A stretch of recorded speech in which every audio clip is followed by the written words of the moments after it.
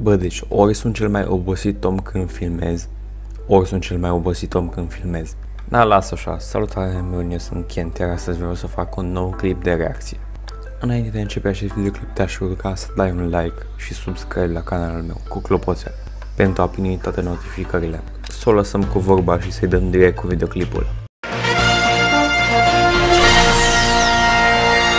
Salut, eu sunt Alexandra și m-am regăsit la un nou vlog. Astăzi... Bă, iar intro-ul de-alea făcute cu editor bătudesoartă.com. Bă, și nu mai înțeleg niște lucruri. În primul rând, dacă vă uitați atent, abonarea este scris invers. Sau ceva de genul, nu știu dacă scrie chiar abonare. Dar mă rog, doar las așa. Astăzi voi face 24 de ore în Căcat. albastru. Scuze, mă, greșeala mea. Sunt deja îmbrăcată parțial în albastru, pijamalele sunt albastre. Pe cine morții măsii filmează în pijamale? Și eu care doar mă înregistrez, mă, nu pot să nu mă îmbrac înainte să înregistrez. Azi voiam să înregistrez în pijamale, că mi-era așa de len. Am zis că bă, nu pot, mă, puțină demnitate acolo trebuie să ai, nu? Și acum haideți să ne alegem ceva cu care să mă îmbrac albastru. Haideți la dulap. Deci am ajuns la dulap și nu știu exact cu ce să mă îmbrac. Ne vedem după ce o să găsesc ceva cu care să mă îmbrac. Gata, mi-am ales hainele. Am acest maiu care e albastru și acești pantaloni care sunt albaștri. Ne vedem după ce mă îmbrac. Și am uitat să vă arăt și șosețele albastre.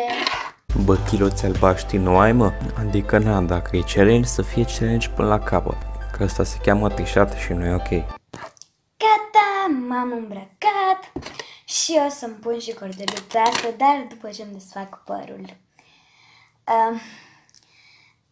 Aseară mi-am făcut baie pe cap și nu m-am uscat în totalitate și am avut un pic părul urd, așa că am zis să mi-l fac în codiță și acum l-am creponat. Lai ce? Ok, nu mai eu sunt singur care n-a auzit de termenul creponat. Stați că am nevoie de definiție. Creponat, asemănător cu creponul încrețit. Eu sunt prost, e ok. Mă, și în afară de asta, bă, cine se spală pe cap și nu se usucă? Cum poți să stai așa cu claia de păr să o ai pe tine și să simți așa udă și Jesus, doar, nu știu, ok? Nu știu nimic, eu sunt la prost, ok, iertați-mă. Am aici peria.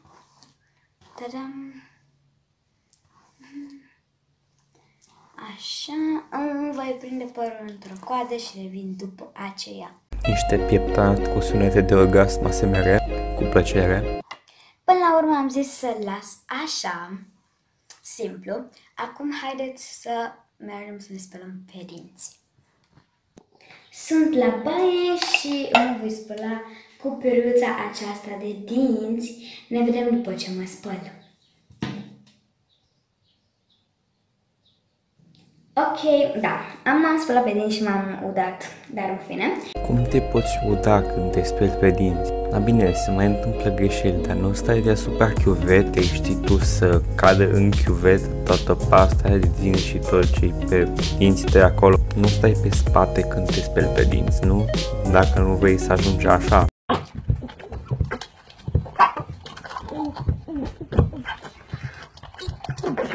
Rău, ce știu eu, sunt doar un tip care stă la calculator, ok?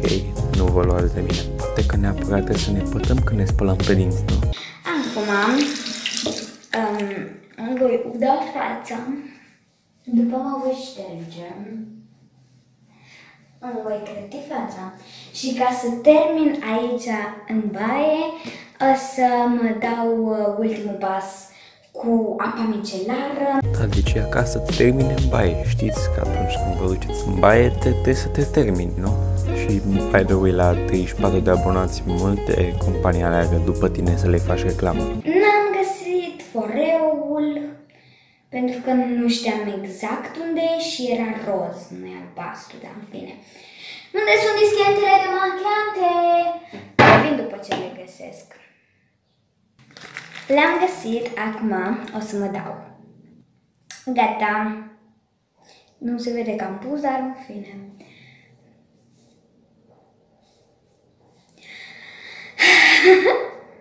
Uitați cât praf aveam pe față și nu este machiaj, credeți-mă. Ăla nu e praf, este piele moartă. Că nu ești bibelou, ești om. Și nici nu te descompui și doar cade pielea de pe tine ca să vină alta nouă, știi, curată, știi? Da, deci uitați cât de important e să vă curățați fața, pentru că eu am foarte mult praf pe față. În fine. Normal că e important să te speli, dar pentru aia ai nevoie de apă, nu de micelară chestii. Micelarea este pentru demachiant, nu ca să te speli tu pe față. Pentru aia ai apă la robinet și săpun. Și normal că e bine să te speli, să nu-ți fie frică de săpun, să-ți fie frică să-l scapi. Acum că m-am spălat pe dinți, mi-am curățat fața, am ieșit și eu un pic afară și cam aici se termină cele 24 de ore. Nu au fost 24 de ore, dar au fost îmbrăcate în albastru, deci sper că v-a plăcut, dați un like dacă mai vreți și în altă culoare, scrieți în comentarii. Pa! Da, bă, ăsta că am fost clickbait. Clipul se cheamă 24 de ore în albastru. Ea s-a trezit, s-a schimbat, a mers la baie și a mai stat 2 minute afară și astea au fost 24 de ore. Mă rog, și ea zice că nu au fost 24 de ore, dar na. Acum să ne luăm de calitate și de conținut. Și de titlu, bineînțeles. Prin cam aici voi încheia și videoclipul. Dacă ți-a plăcut, nu uita să lași un like și să te abonezi la canalul meu. Pentru că mă ajută foarte mult și mă motivează să continui ceea ce fac. Mersi de vizionare. Pa, pa!